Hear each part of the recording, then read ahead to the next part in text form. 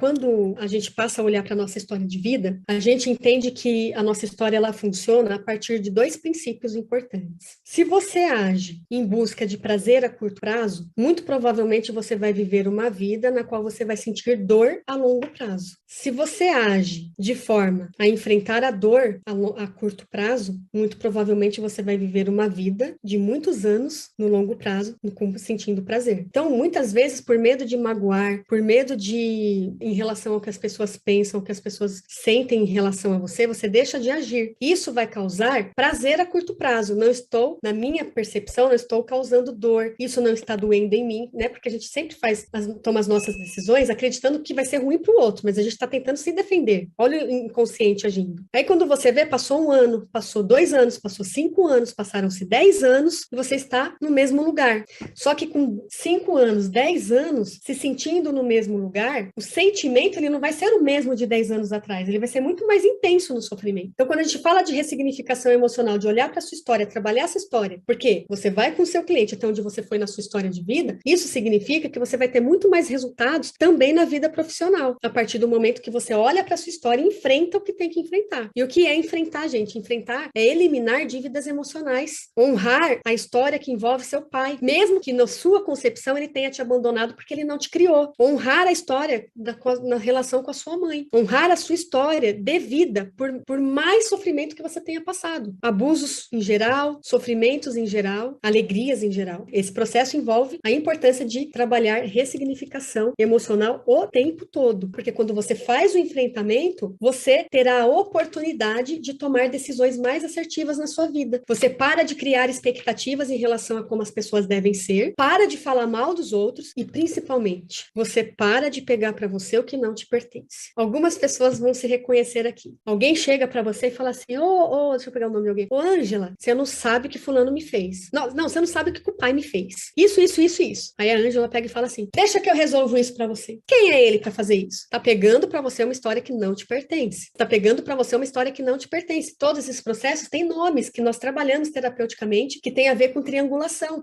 Sistemas de triangulação envolver várias pessoas em uma determinada situação, porque esse processo diminui a ansiedade. Só que ela diminui a ansiedade a curto prazo, prazer a curto prazo, e ela gera um grande problema no longo prazo. Um monte de gente envolvido nas histórias que outros deveriam resolver. Triangulação clássica. Marido e mulher briga, um dos cônjuges vai no filho para falar mal do marido ou da esposa. Isso é uma triangulação. O que acontece quando envolve os filhos nesse processo? Diminui a ansiedade e prejudica o desenvolvimento emocional do próprio filho. Já fica a dica, se você faz isso, já para de fazer. Olha só, deixa eu compartilhar com vocês, para vocês verem uma coisa muito importante. Esse aqui é meu genograma. Quando eu comecei a fazer o genograma, eu falei, meu Deus, eu estou repetindo padrões da história de vida do meu pai, da história de vida da minha mãe, levando esses processos para o meu próprio relacionamento conjugal, de repetição.